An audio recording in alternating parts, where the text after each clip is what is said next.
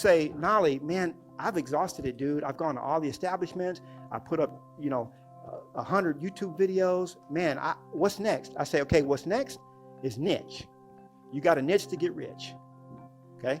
You got a niche to get rich. The reason why a cardiologist makes $100,000 more than a general practitioner, even though they work less. They work 50% less nights and weekends, and they work 30% less in general, but they make more than $100,000 more than a general practitioner.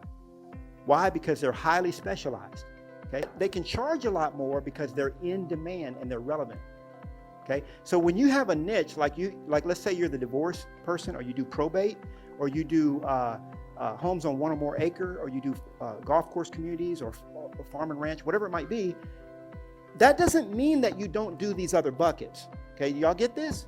This is a stair-stepped approach. Like, I've maxed this out. It's just like I have agents all the time. I give them a full plate of food. We're at the buffet, okay? Because I'm the buffet. When you come to me, it's a buffet. I have read thousands of books. Why? Because I'm a nerd. I like to read, and most people don't. I have read thousands of books, so I'm a resource. And if you care to know, I probably know some things about a lot of things, okay? I'm not saying I'm smart. I'm just saying that's the nerdy type of person I am, okay?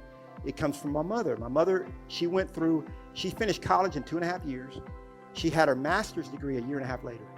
So when all of her class was graduating from college, okay, she was graduating from graduate school, okay? She just was that type of person, and I retain a lot of information. It's inherited. But the thing is, the reality is, when it comes to all of this, it's a stair-stepped approach, okay? I'm a buffet.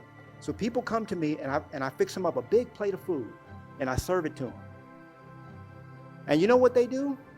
Most agents, they come back to me, they're like, hey, I need some more food. I'm like, dude, you ain't even ate what's on your plate. You have not even finished your plate. You haven't even eaten half of it. And you coming back to me for another plate? You talking about doing expireds when you're not even rocking your SOI? Give me that list. I'll get a bunch of business off that list. You see what I'm saying? Now, if you want to do your business that way, it's okay with me. I'm just telling you, it's not the way to success. The niche is the last thing you do. And when you do a niche, it could be expireds. I did expireds for years and years and years. By the way, the ideal way to do this is to do all three simultaneously. Okay. But what I'm saying is, I'm not saying you have to get up to this many deals to switch. What I'm saying is, have your program in place and say that I've done everything I can do in this area. Now let me start working on my farm. Now when your farm is in place, I've done everything I can do in my farm. Now let me start working on the niche that I want to be known for. Okay?